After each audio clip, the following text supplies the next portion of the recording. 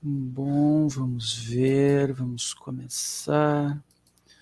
Vamos começar, então. Olá a todas, olá a todos.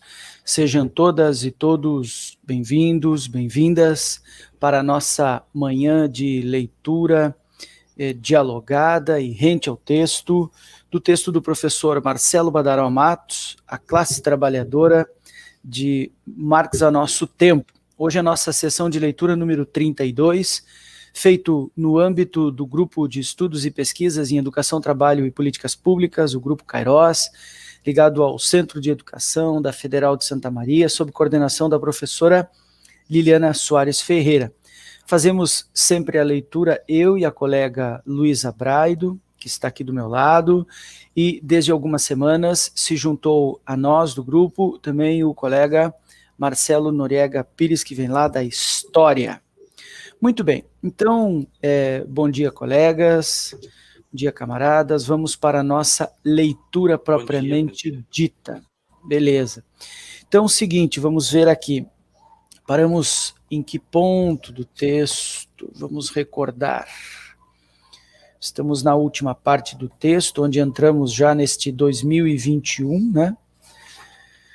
Vamos localizar. Estou perdidito hoje aqui, deixa eu ver, 15 de janeiro, hoje é 22, foi aqui então. Na 128. 128, verdade, lá embaixo. Não me pareceu que tivesse assim um degrau muito nítido no texto, mas de fato ele inaugurava uma nova análise do autor aqui. Ele era depois de um subtítulo que fica na 127, que ele vai falar sobre história global do trabalho, mais propriamente do século XXI mesmo, parece, né? E aí começa a falar de Marcel van der Linden, cita este comentador, enfim, historiador, né? E ali, então, no pezinho da 128, parece que vai começar a falar de dois outros autores comentadores, que são Peter Linebaugh e Marcel Rediker, a Hidra de Muitas Cabeças. Parece que é sobre isso que o autor começará a falar. Então, já agradeço a todas e todos que estão chegando. O YHTR chegou já cedo, muito obrigado. E vamos propriamente à nossa leitura. Não sei, acho que a Luísa, você pode comandar, Luísa, a leitura? Pode puxar um pouquinho, que seja, depois a gente compartilha. Eu leio um pouco, Marcelo lê um pouco, a gente vai, tá bem? Então vamos a ela. Vamos lá. Uma das referências historiográficas que van der Linden invoca para sustentar sua crítica é a obra de Peter Linebaugh e Marcus Rediker, A Hidra de Muitas Cabeças. Nesse livro, os autores compõem um esforço exemplar de análise histórica do processo de implantação do capitalismo e das lutas de resistência contra ele a partir de uma análise do mundo atlântico, que envolveu Europa, África e América do Norte e Caribe de língua inglesa na análise dos autores. Ao longo dos séculos XVII e XVIII, o foco da análise recai justamente sobre a heterogênea e multiétnica massa de trabalhadores, escravizados, africanos, levados à força para as Américas, imigrantes pobres europeus, expropriados em suas regiões de origem, Inglaterra, Irlanda, etc., e muitas vezes enviados compulsoriamente para o novo continente. Pobres urbanos e rurais da Inglaterra durante o processo de acumulação primitiva, bem como os marinheiros que podiam ter qualquer das origens anteriores e eram uma espécie de elos transatlânticos entre todo o conjunto. As agruras do trabalho sobre variadas formas de coerção e as lutas de resistência daquele proletário atlântico, expressão usada pelos autores, acabam por compor um exemplo riquíssimo do potencial de uma história de trabalho que ultrapassa as fronteiras nacionais e os marcos eurocêntricos tradicionais. Muito bem, eu vou só fazer uma parte, Luísa, nesse ponto do texto. Primeiro, quarta linha, ele fala sobre heterogênea e multiétnica massa de trabalhadores escravizados. A gente costuma olhar para aquela população, algumas estatísticas mais conservadoras falam em 5 milhões, 6 milhões. Algumas menos conservadoras chegam a falar em 15 milhões. Não há consenso. O certo é que é o maior êxodo que a humanidade tenha visto, e êxodo forçado, que é muito pior. E mais, a gente costuma olhar então para esse contingente gigantesco de pessoas como uma massa, uma amálgama único, unívoco, né? E não, era heterogênea do ponto de vista étnico e cultural lá de dentro da África, né? Eles eram de várias etnias, eles eram de várias nacionalidades, eles professavam várias religiões, várias culturas, portanto, eles eram bastante diferenciados e não indiferenciados como, digamos assim, a história mais tradicional costuma narrar nos livrinhos da escola, né? Depois, duas linhas abaixo, falam também em europeus expropriados em suas regiões de origem, a Inglaterra e a Irlanda. A gente lembra que a Inglaterra, o Império Inglês, que hoje aparece como limpinho, né? Ele expropriou e fez trabalho servil o trabalho dos irlandeses.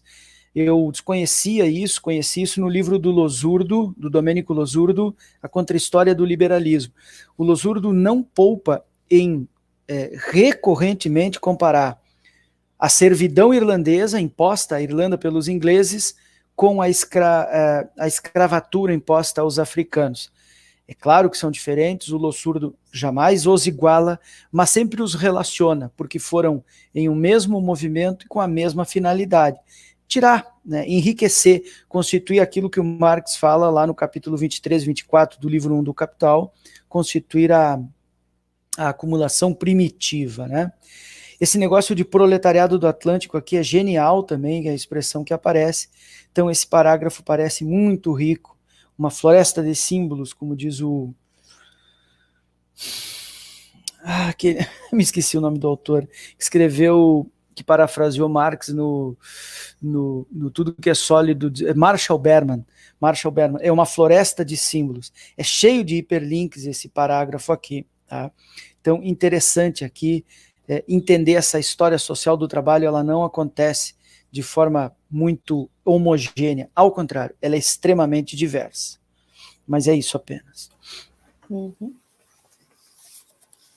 Quando a análise do livro se aproxima do final do século XVIII, Lindenbaum e Heidegger valorizam uma potencial unidade entre os que enfrentaram a escravidão, aqueles que participaram das lutas revolucionárias daquela era de revoluções, e os militantes que se engajaram na construção das primeiras organizações, ações coletivas e projetos políticos da classe trabalhadora.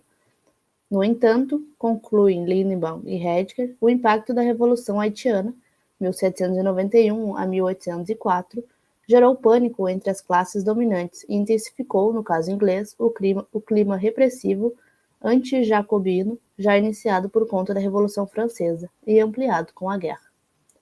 Daí que os caminhos daquelas lutas, até o início dos anos 1790, convergentes na defesa dos direitos do ser humano, tenham se distanciado em poucos anos, à medida que se definiam os conceitos de raça e de classe. Vejam como vai se não é recrudescendo, a palavra não é essa. A palavra vai se cristalizando, vai ficando mais nítido a não indiferenciação desse proletariado do Atlântico aqui, como ele está dizendo, né? A Revolução Haitiana expôs que foi pela primeira vez pessoas escravizadas, descendentes de escravos, em sua maioria negros, né, de pele escura, portanto, eles se rebelavam contra um poder imperial do liberalismo inglês. Por isso botou tanto pânico na coroa, na Europa, né? É interessantíssimo estudar a Revolução Haitiana. E o jacobinismo como um movimento, digamos assim, mais à esquerda dentro da Revolução Francesa, né? Os jacobinos, me parece que liderados por Robespierre, eu acho que o ícone maior deles. Então, aqui também um contexto muito interessante, e entre aspas o Badaró coloca ser humano. Aqui nasce o ser humano, a Revolução Francesa pare essa ideia de, como é que quando eles fazem a Declaração dos Direitos do Cidadão. Então, a humanidade nasce aqui, né? É como a gente diz, mas como é que pode ter escravizado e se dizer humanista? Ora, muito simples, você não considerava aquelas pessoas como seres humanos. Se eles não eram seres humanos, você pode escravizar e mesmo assim você é um humanista. Então, tudo é uma questão de enquadramento, né? Enquadramento. É isso. O tom da análise dos autores parece carregado de dupla acusação.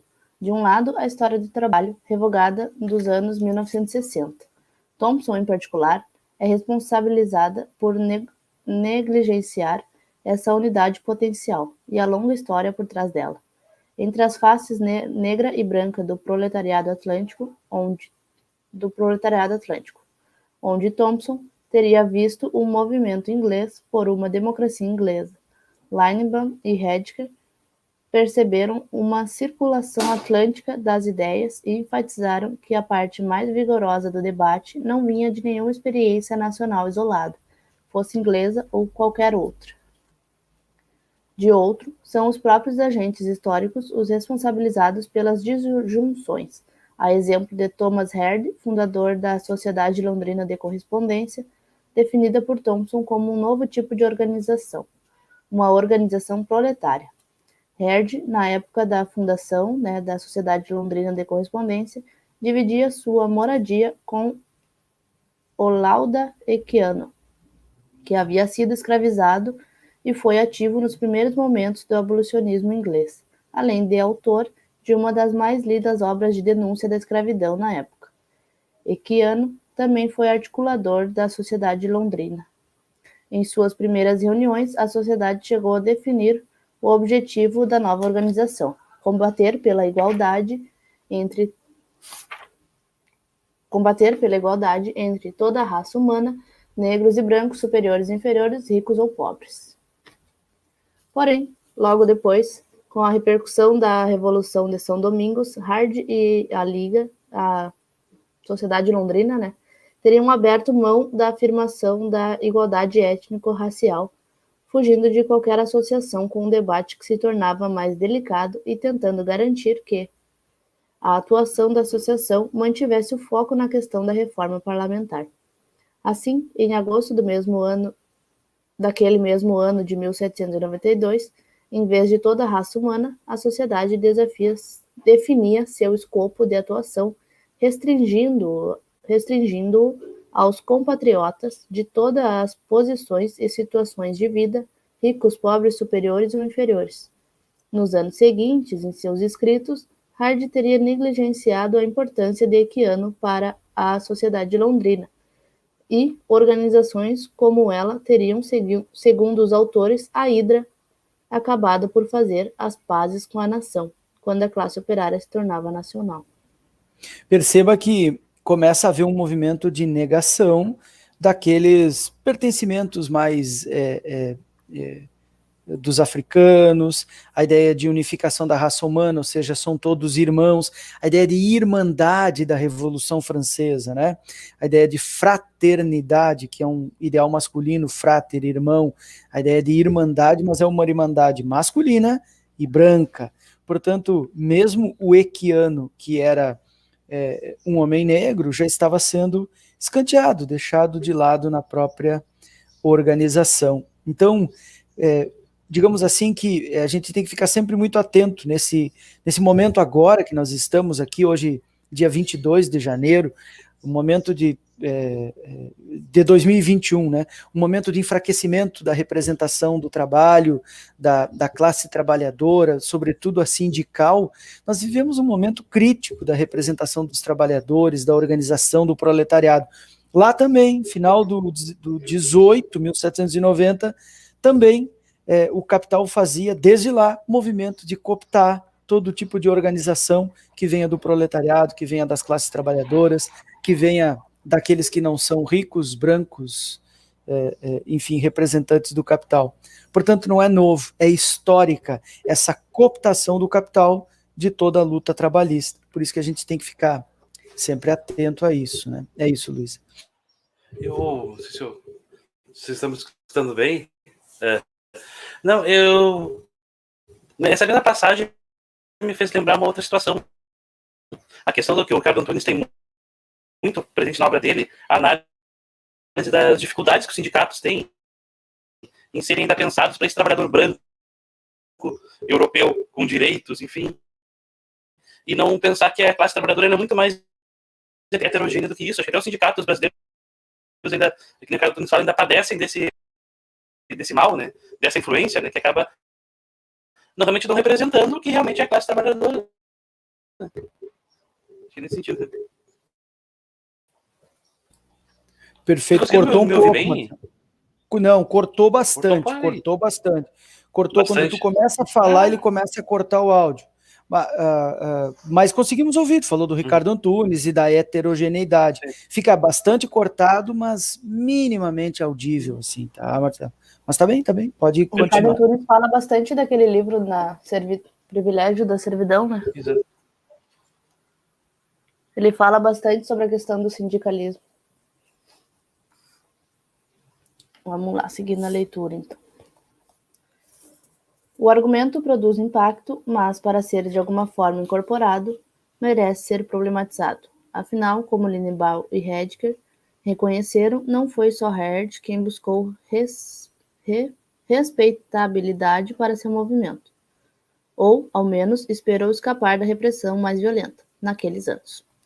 O abolicionismo inglês uniu figuras como Equiano e Otoba Cugoano, outro ex-escravizado militante de causa da abolição.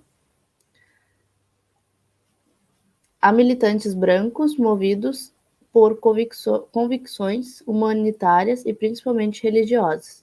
O caminho que trilhou, priorizando a abolição do tráfico como passo inicial em direção a um gradual fim da escravidão, foi, em grande medida, definido pela aliança construída com figuras da classe dominante inglesa, como William Wilberforce, deputado por Warwickshire, convertido à Igreja Anglicana em 1785, que em 1787 se juntou a Thomas Clarkson e outros reformadores quakers liderados por Granville Sharp na campanha pela abolição do tráfico e foi o principal porta-voz parlamentar do abolicionismo britânico. E William Pitt, o jovem primeiro-ministro entre 1783 e a década de 1800, que levou adiante a repressão violenta a todos os movimentos radicais da década de 1790. Se Hardy abandonou a retórica da igualdade racial, isso não bastou para que escapasse da fúria da repressão de Pitt. Já Equiano se retirou da militância mais ativa na época da prisão de Hardy e morreu pouco depois, em 1797. Perfeito. Agora ele encerra, então, a análise da análise. É isso que o Badaró está fazendo aqui, né? A análise que ele está fazendo da análise desses dois autores aqui que a Luísa acabou de ler para a gente. E ele cita um cara aqui que depois foi primeiro-ministro, que é o William Pitt, que o Marx cita muito. Claro, não confundamos com William Petit, que é um fisiocrata, economista, escocês, eu acho, ali, do Reino Unido, não tenho bem certeza. Não confundamos com William Petit. Esse William Pitt, mas também o Marx cita bastante, quando mostra a força do Império Inglês no final do século XVIII, constituindo a assim chamada acumulação primitiva. Antes de seguir a leitura, agora troca, né? Vai para um tal de Robin Blackburn, cheio de nome estranho, né? Uns quantos autores, eu não conheço esses autores. Também uns nomes aqui africanos, provavelmente iorubanos, né? Como Otoba Cugoano, são nomes africanos, são estranhos a nossa, enfim, o jeito da gente falar e tudo mais, mas não tem problema, né? É assim mesmo, tá? Tá nos ouvindo, Marcelo? Não, acho que o Marcelo tirou o fone nesse momento. Ah, tá bem, ele tá ouvindo. Aquele primeiro microfone que tu falou comigo no início, antes da gente entrar no ar, ele estava extremamente bom, só que tu não me ouvia, né? É isso que é o mais estranho. Tu não nos ouvia naquele momento, tu não me ouvia, a gente não estava no ar ainda, mas eu te ouvia muito bem, me parece que aquele ali era o melhor. Em outro momento, dá uma prestada atenção, de repente, pode ser uma boa saída. né? Mas, claro, tem que... Porque quando o Marcelo consertou o som, ele não ouvia. Mas tá bem, vamos ajeitando. Pode, de minha parte, pode continuar, Luísa. Uhum. Robin Blackburn, historiador britânico, citando muitas das mesmas fontes que Linebaum e Heidegger, enxerga muito mais colaboração e coparticipação entre os movimentos pela reforma parlamentar e abolicionista, embora destaque que os democratas radicais e os dissidentes racionais tendiam a argumentar que a introdução de um novo sistema político seria necessária antes que a abolição pudesse ser efetivada e que a escravidão, não simplesmente o comércio de escravos, poderia então ser derrubada. Alguém quer seguir?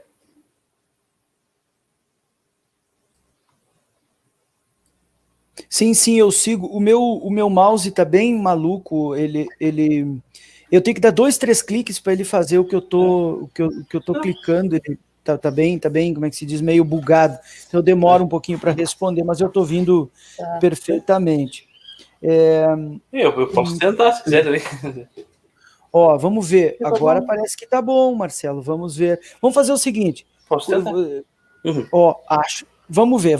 Só faz o seguinte, fala. Eu percebo que quando tu fala mais rápido, ele tende a cortar mais, né? Então tu procura falar, se não for te ofender, porque eu me ofendo. Quando as pessoas me mandam eu falar mais devagar, eu fico ofendido. Eu não falo mais devagar. Eu só sei falar de um jeito. Não, eu não gosto.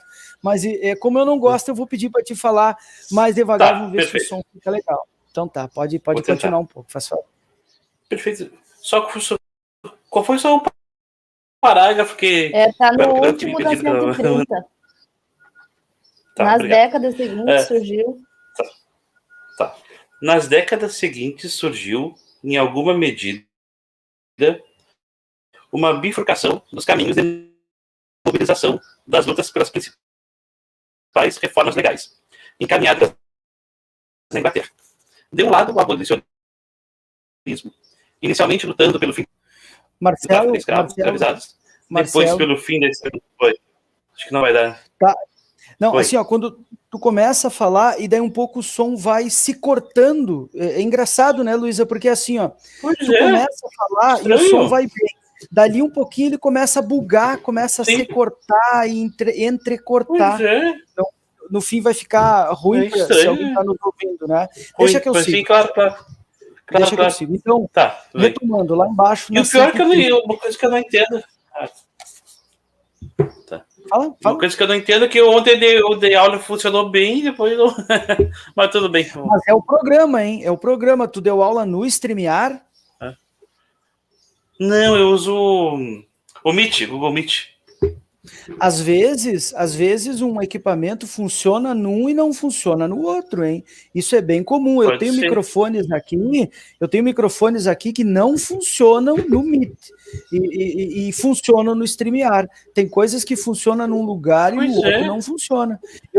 Eu no Meet, por exemplo, eu tenho que usar o outro computador. Ele não rola, não vai, ele não funciona, não adianta, enfim. Né? Tem câmera que só liga num, não liga no outro. É bem comum. Mas tudo bem. Tá, mas vamos lá então. Vamos lá então. Desculpa, deixa eu dar uma agitadinha aqui. Passa. Então, vamos lá. Nas décadas seguintes surgiu, em alguma medida, uma bifurcação dos caminhos de mobilização. Só peço que tu mute o teu microfone, Marcelo, enquanto isso. Perfeito, desculpa. Das lutas pelas principais reformas legais encaminhadas na Inglaterra. De um lado, o abolicionismo, inicialmente lutando pelo fim do tráfico de africanos escravizados, depois o fim da escravidão nas Índias Ocidentais e além. E de outro, a reforma parlamentar entendia como extensão do direito ao voto. Portanto, foi crescendo de um movimento humano para um movimento político, aquilo que depois o Marx foi estudar lá na questão judaica. Aqui a gente pode perceber como foi migrando de uma questão humana, humanitária mesmo, para uma questão de cidadania política, mais circunscrita ao nível nacional europeu. Volta ao livro. Não é tão estranho que assim tenha ocorrido, afinal, se o abolicionismo inglês, após sucessivas derrotas do final do século XIX, iniciou sua trajetória de conquistas legais em 1807, com a aprovação do fim do tráfico no ano seguinte. Os momentos de novas vitórias parlamentares, como o fim da escravidão nas Índias Ocidentais em 1833 e o fim do sistema de aprendizagem em 1838, coincidiram com o início da fase de maior mobilização do movimento cartista. Essa relação aqui é bastante boa para quando a gente está fazendo uma retomada aí da história do trabalho, das lutas proletárias, né? Percebemos aqui a nítida relação entre o fim da escravidão nas Índias Ocidentais, lá longe do Império Inglês, onde as Índias, o que veio a ser a Índia depois, né? E hoje está tão em voga aí quando o Brasil está tentando trazer vacinas de lá, né? Então, lá longe do Império Inglês estava ocorrendo algumas insurgências, digamos assim, da população colonizada, mas ao mesmo tempo, e concomitante, lá dentro, no coração do Império, estava ocorrendo a luta cartista. Então, a gente não pode afirmar diretamente que tem relação, mas essa relação feita aqui pelo Badaró nos permite fazer essa ilação, acho que a gente pode chamar assim, né? O movimento cartista no coração do Império pode ter reverberado em algumas insurgências lá na colônia. Isso acontece muito, hein? Isso acontece muito em outros contextos. Por exemplo, depois na luta stalinista pelo anticolonialismo, mas aí é outro tema. Então, voltemos. É o fato que o movimento da classe trabalhadora enfrentou naquela conjuntura muito mais dificuldades, e é fato de que enfrentou muito mais dificuldades para lograr êxito em suas demandas por reformas legais, portanto, dentro do estatuto político.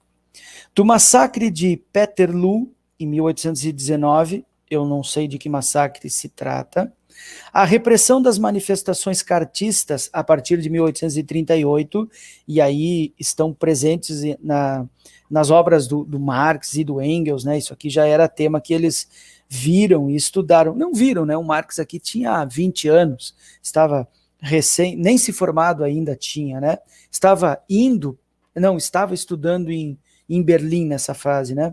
1838. E a polícia inglesa estava massacrando o movimento cartista na Inglaterra. Passando pela contenção do potencial disruptivo da agitação radical de 1831-1832, as lideranças da classe trabalhadora inglesa defrontavam-se com muitos dos apoiadores da liberdade dos escravos nas colônias, dispostos a todo tipo de medida repressiva para defender seus interesses de classe contra os avanços do movimento operário. Ou seja, eles ali desesperados para... Aqui deu. Desesperados para combater qualquer levante da classe trabalhadora.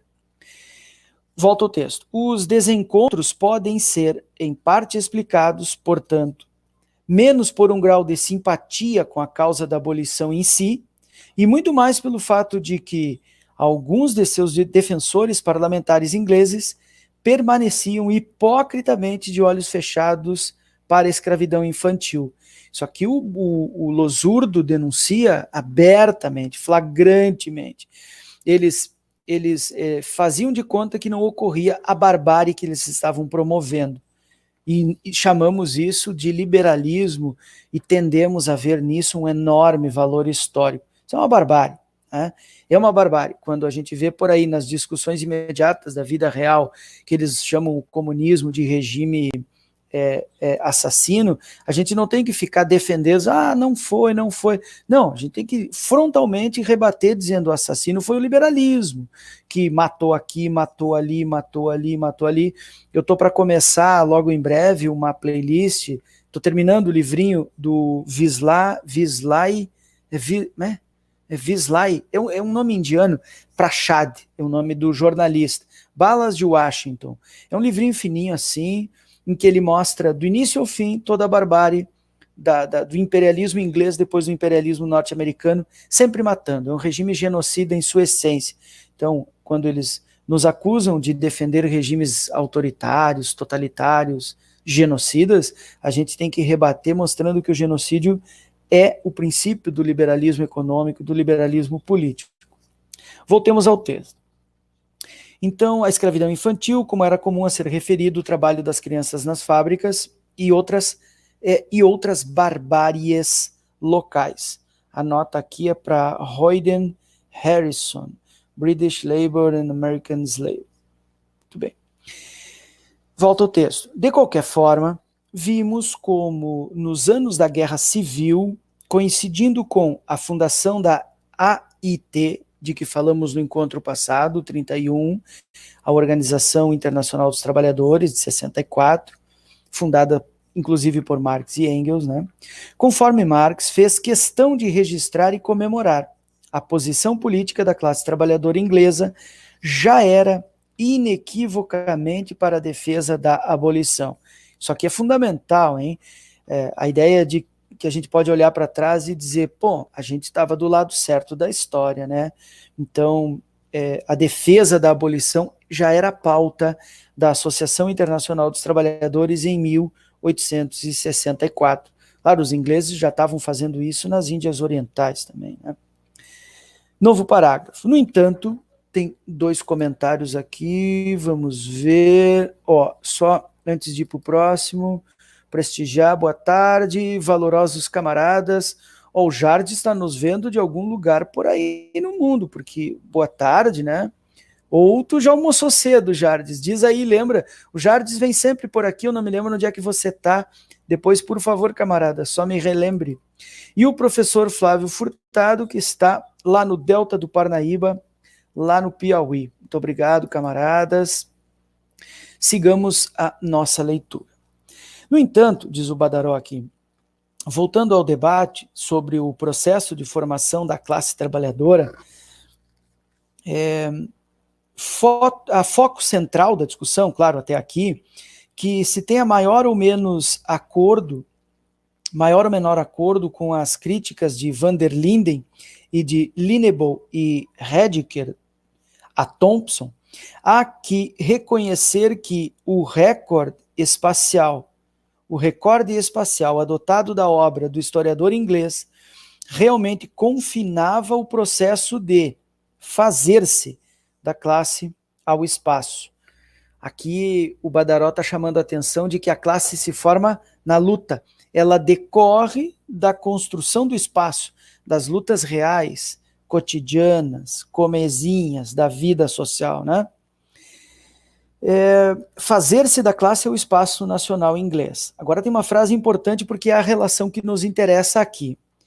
A perspectiva atlântica exemplificada em A Hidra de Muitas Cabeças, para quem não lembra, é a obra de Linebaugh e Rediker, e a proposta de uma história global do trabalho, que é a do van der Linden, sintetizada por van der Linden, devem ser consideradas importantes contribuições para que se alcance uma compreensão dos processos transnacionais, que pela própria lógica da acumulação, aquela do capítulo 23 e 24 do Marx, né, envolveram e envolvem a história da classe trabalhadora.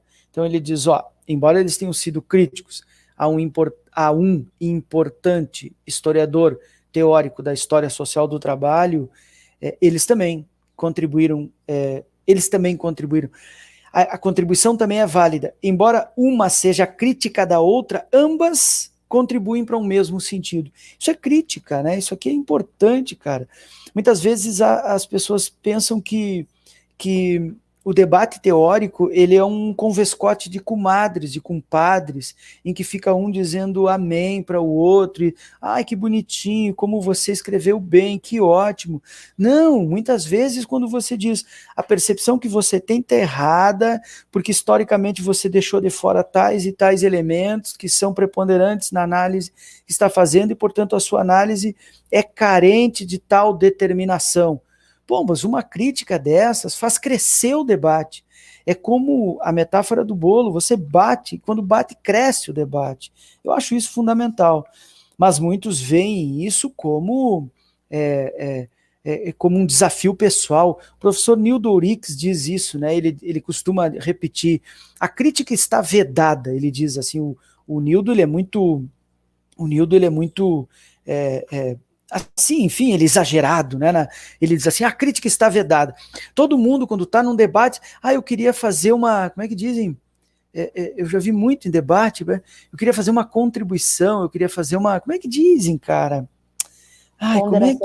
Ponderação? Mas não é, Luísa, tem uma palavra que é assim, ó, ela é endêmica nos debates. Como é que as pessoas dizem? Eu queria fazer, não é contribuição, camaradas. Como é que chama, cara? Eu queria fazer uma... eu não sei, eu sei que é uma palavrinha higienizadinha. Não. Adendo, não. Não é adendo também, Marcelo, não é. Ai, cara, é uma... Bom, mas enfim. E o Nildo, ele chama a atenção, que diz, não, cara, diga, eu queria fazer uma crítica, eu queria contrariar o que você está dizendo. E isso é tanto melhor para o próprio debate, né? Então, isso aqui tem que ser chamado a atenção, eu aproveitei aqui para destacar. A Marlene diz... Ai, esse meu mouse tá muito chato. Bom dia, professor Guilherme, Luísa, Marcelo e todos do canal. Bom dia, Marlene, membro assinante do canal, Marlene, muito obrigado. E o Jardim, estou em Sampa. Risos, acordei com os galos cantando, daí a sensação de que... Tá bom, Jardim, então também, confundiu, dormiu muito, então, tá ok. Então vamos adiante. Continua aqui o Badaró. Não deve, diz ele, não deve ser difícil compreender a importância dessa perspectiva para historiadores no Brasil, um território inicialmente colonial, depois nacional, foi o que nós nos tornamos por uma canetada, por um acordo das elites, né? Colonial, depois nacional, que entre os séculos XVI e XIX foi destino do contingente mais numeroso de trabalhadores escravizados, arrancados da África e comercializados como mercadoria nas Américas. Fiz menção minutos atrás a respeito do volume numérico disso, mas que também viveu entre a segunda metade do XIX e a década de 1920 um intenso fluxo migratório de origem europeia. Lembrando, né, os alemães de 1824, poloneses, japoneses, até a imigração italiana, e nós aqui estamos pertinho do que chamamos aqui de quarta colônia de imigração italiana, aqui em Silveira Martins, ela é a quarta colônia, aqui os colonos chegaram em 1877, eles chegaram antes na primeira, Bento, Garibaldi e Caxias, que são as 3 primeiras colônias, Silveira é a quarta. Então, essa leva de imigrantes que vieram para, entre aspas, limpar, digamos assim, essa miscigenação. Um intenso fluxo migratório de origem europeia. A Marlene complementa e diz: estou precisando fazer isso, parar de ir dormir de madrugada, acordar com as galinhas e aproveitar o dia. É muito bom. É muito bom, funciona. O Ceia chegou, fazer um aparte. Mas o aparte já é disruptivo. É mais suave do que fazer um aparte. Ceia, não me foge a palavra agora. Colaboração. Colaboração eu falei, mas eu vou lembrar. Eu vou lembrar da palavra. Bom, segue então o texto lá na 131. No bojo dessa defesa de uma perspectiva transnacional ou global da história, ou seja, que não fique restrito aos limites do nacionalismo burguês, digamos assim, surgiu também um relevante debate sobre o conceito de classe trabalhadora, utilizado pelos historiadores do trabalho. A proposição de Van der Linden, em seu esforço de superação do eurocentrismo, levou à constatação de que, nas situações históricas empiricamente estudadas, ou seja, cada particularismo, podemos dizer assim, né,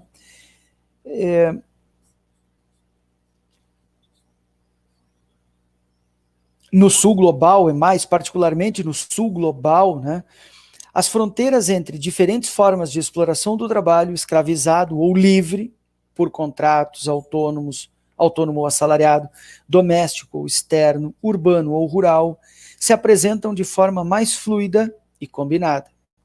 Por isso, defende a necessidade de redefinir a classe trabalhadora. Marcel van der Linden chama atenção para o autor, expondo uma conceituação de classe, abre aspas, de trabalhadores subalternos. A convocação para uma cesta internacional, que é o que está em discussão hoje, seria explorados do mundo inteiro univos, né? Assim como Marx e Engels disseram lá em 1848 no manifesto, né? Trabalhadores de todo o mundo univos. Hoje, como chamaríamos aquilo que une todo o proletariado do mundo? Aqui está, muito provavelmente, uma possibilidade, aqui do Marcel van der Linden.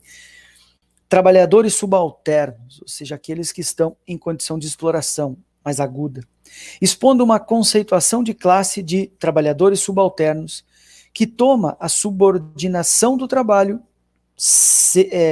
tanto de escravizados quanto de assalariados, porque a gente não pode esquecer que há uma massa de trabalhadores em condições análogas à escravidão hoje no mundo, e esse número não é desconsiderável, aliás, é extremamente elevado e crescente, cada vez que o capital fica mais agudo, a lógica do capital como ponto central. Van der Linden assim defende. Agora citamos aqui o Van der Linden. Antes o Jardes diz, considera o desenvolvimento histórico-teórico das obras de Losurdo a contribuição mais importante da luta ideológica e prática de toda a humanidade explorada. Eu também gosto, viu, Jardes? Eu gosto bastante. As críticas feitas a Losurdo, boa parte delas procede, mas como se diz como se diz aí no chavão popular, menos, sabe? Criticar Losurdo é jogar areia no caminhãozinho dos liberais. Losurdo faz uma defesa importante, fundamentada. O Marcelo, que está aqui com a gente na leitura, lembrou uma obra importante do Losurdo semana passada, a história do marxismo ocidental, e ali também ele faz apontamentos que nenhum outro autor do marxismo ocidental fez, né? Interessante. Aí chegou o Ronaldo, este sim nos vê lá de Berlim Oriental, obrigado Ronaldo, muito obrigado, já deve ter almoçado ou está almoçando. Citação do Van der Linden, então, camaradas, e vai dizer, todo portador ou portadora de força de trabalho, aquele que é proletário, portanto, vende a sua força de trabalho, né?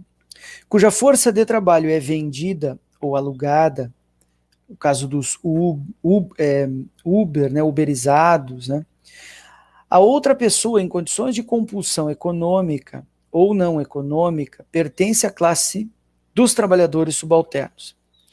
Independentemente de o portador ou portadora da força de trabalho vender ou alugar ele mesmo sua força de trabalho, e independentemente de o portador ou portadora possuir os meios de produção. Quer dizer, é uma condição que não é subjetiva, não é particular, é coletiva, isso é fundamental. Aí segue o Badaró, né? Van der Linden alerta que sua definição é provisória e de que cada elemento dela demanda mais reflexões, mas define o que para ele é o centro da base comum de classe de toda essa. Não, vamos de novo. O Van der Linden define o que para ele é o centro da base comum de classe de toda essa variedade de trabalhadores subalternos. Abre aspas para o Van der Linden. A mercantilização coagida de sua força de trabalho. Isso aqui é genial, camaradas. Tem uma nota aqui, 29, está lá no Trabalhadores de Todo o Mundo, Ensaios para uma História Global do Trabalho, saiu em 2013. Eu não li esse texto, a gente não tem tempo para ler tudo o que quer, né?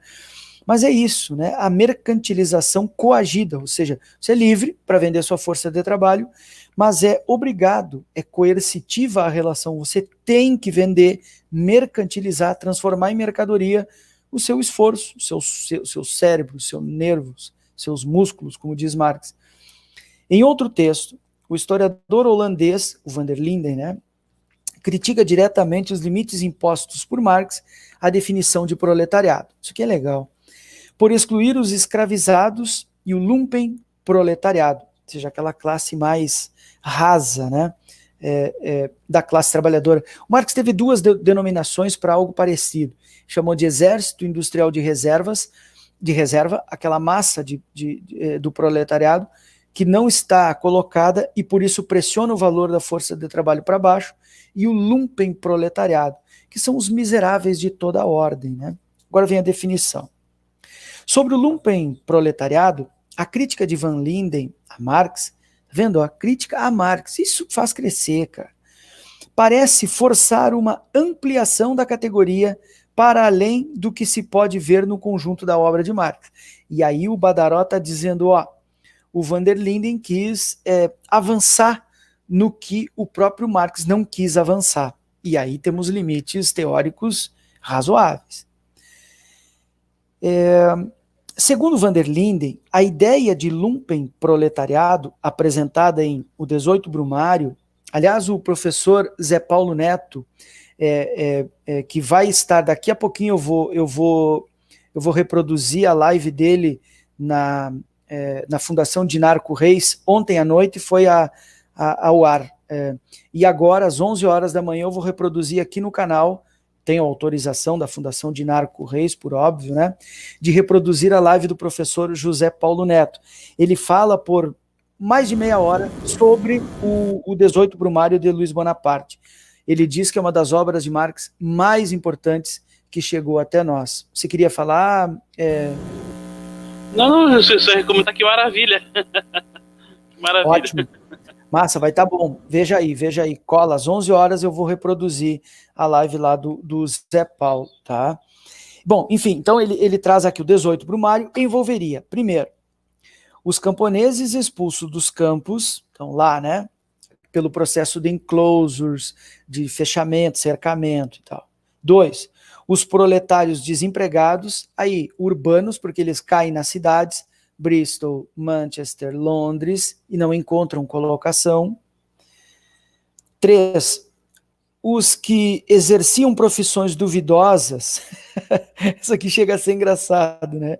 Os que exerciam profissões duvidosas, como trapaceiros, apostadores, donos de bordéis e prostitutas.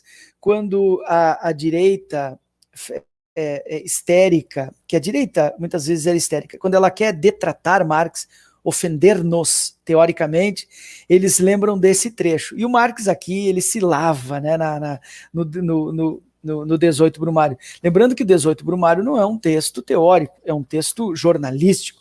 O Marx escreveu esse texto para que ele fosse publicado lá nos Estados Unidos, em Nova York, no New Daily Tribune, para que os americanos ficassem sabendo como é que estava acontecendo o golpe na França do sobrinho do Napoleão, o Luiz Bonaparte, na institucionalidade francesa, né? Então o Marx ele realmente tira muita onda, né, com essa categorização aqui das profissões duvidosas. E aí, claro, isso tirado de dentro do 18 Brumário vai parecer preconceituoso, vai parecer, enfim. Volta ao texto aqui do Badaró. Já vimos como, no capítulo 23, eu já fiz menção, né, do livro 1, do Capital, intitulado A Lei Geral da Acumulação Capitalista, e aí o 24 vai ser a acumulação primitiva, Marx identificou os desempregados e os camponeses expropriados, respectivamente, como os contingentes flutuante e latente da superpopulação relativa, portanto, como parte do proletariado. Aí esse é o enquadramento marxiano. No entanto, nos parece válida, diz o Badaró, ao menos para alguns momentos da obra de Marx, a crítica de Van der Linden. Então, ele está dizendo, procede o Van der Linden, tá, it's cool, de que o lumpenproletariado, muitas vezes, não correspondia a uma categoria analítica, mas sim a uma categoria moral. Isso aqui é importante, hein? Muitas vezes a gente tem que ter bem claro se o que a gente está investigando é um conceito ou uma categoria. Isto é, se o que a gente está investigando é o que existe concretamente no mundo ou é o que a gente e outros colegas da universidade, da academia, constitui conceitualmente. Isso aqui é fundamental, né? E ele está dizendo, por vezes pode ser isso mesmo. Pode não ser uma categoria de Marx, mas ser um conceito de Marx, ou seja, uma abstração moral do que ele está dizendo. Mais importante, porém, a minha imagem está meio congelada, o meu som está bom, Luísa e Marcelo? Tá, beleza. Tá então, bom, eles saem às vezes um pouquinho depois do teu movimento, mas eu tô vendo que ele tá meio lento aqui, a imagem, eu vi que deu uma congeladinha. Então, mais importante, volto ao texto, mais importante, porém, parece ser a ênfase nas especificidades das relações de trabalho no sul global, que envolveram não apenas os proletariados, livres como pássaros, para usar a expressão do Marx, mas também formas relativamente mais compulsórias de exploração, como a escravidão, também subsumidas à lógica da acumulação do capital. Dizemos mais compulsórias porque tomar o assalariamento do trabalho livre é sempre um exercício de abstração atravessado pela contradição. Sabemos, esse parágrafo chama atenção, camaradas, é importante. Sabemos que Marx definiu o proletariado / trabalhador assalariado como aquele que é livre para vender sua força de trabalho em troca de um salário, condição que lhe permite ter recursos para ir ao mercado comprar aquilo de que depende para sobreviver e continuar trabalhando, reproduzir-se como força de trabalho. Eu chamo a atenção. Isso acontece porque o proletário, livre como um pássaro, diria Marx, é também um ser expropriado, libertado pelo avanço do capital de qualquer condição de prover autonomamente sua subsistência, como a terra, as ferramentas de trabalho. Então, é exatamente isso. Quando a gente recebe, por exemplo, quando a população, a cidadania recebe do Estado educação, segurança, transporte, saúde, o que o capital está oferecendo não é educação, transporte, saúde. Está oferecendo a condição para que no outro dia ele volte para novamente vender a sua força de trabalho. Né? Fique bem claro. Então, caminhando agora para... Aquele da fábrica da educação. Do Ricardo Antunes. Ele fala sobre a lei do... Essa de beber, como é que se chama? Que não pode beber. Mano, não pode beber e sair dirigindo. Sim, ele dá como exemplo, né? Isso, ele dá como exemplo, que ela surgiu para, na segunda-feira, por exemplo, os trabalhadores irem mais centrados, no caso, né? Claro, a gente não vê essas determinações que são muito profundas, né? Elas aparecem como um ganho qualitativo, que lindo, veja como é importante salvar vidas, preservar.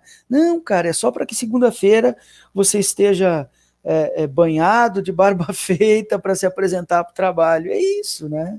É isso. Bueno, nesse sentido, estamos caminhando para o fim do item, para o fim da nossa leitura de hoje. Nesse sentido, a liberdade, entre aspas, é claro, para vender a força de trabalho é, na verdade, também uma compulsão. Exato. Pois só no mercado o trabalhador é livre. Só no mercado. Por isso que os liberais enxergam e dizem que há liberdade. Porque você é livre. Você é livre para comprar uma Coca-Cola ou uma água mineral. Você é livre para trabalhar numa empresa ou noutra. Né? Você é livre. Em tese, você é livre. Muito bem. Então, no mercado, todo mundo aparece livre, mas parece um mundo de iguais. Poderá manter-se vivo. Expropriação e exploração são, portanto, elementos indissociáveis no processo de proletarização, o que levou a historiadora e cientista política Ellen Wood, que faleceu há uns 2 ou 3 anos, tem um texto dela naquele texto que agora estamos lendo internamente no grupo, Luísa. Estamos lendo aquele texto super áspero, difícil, de alguém que eu nem me lembro do nome, de tão ruim que é o texto, mas naquele livro tem um texto da Ellen Wood e de outros bons marxistas. A Ellen Wood é boa de ser lida, porque ela vai à ferida mesmo da acumulação primitiva. Pois bem, a cientista política Ellen Wood a destacar o papel de uma, abre aspas, coerção do Estado. Aparece subsumida, como a Luísa lembrou agora, que garante a coerção do mercado. Né? Claro, o que o Estado faz é garantir a coerção do mercado. Por isso que eles dizem, como é que é a narrativa deles, a mão invisível. Existe uma mão invisível do mercado? Existe, de fato. Só que ela está sendo movida pelo punho de ferro do Estado. E o punho de ferro do Estado é controlado pela burguesia. Então, claro, vai aparecer como mão invisível. Aqui o texto da Ellen Wood é A Origem do Capitalismo, é um texto sensacional, esse eu já li, vale a pena. Pois bem, por isso a analogia entre trabalho assalariado e escravidão, em Marx, refere-se às coerções políticas e econômicas que são inerentes também ao assalariamento. Em suas palavras, abre aspas, para o Marx agora, tá?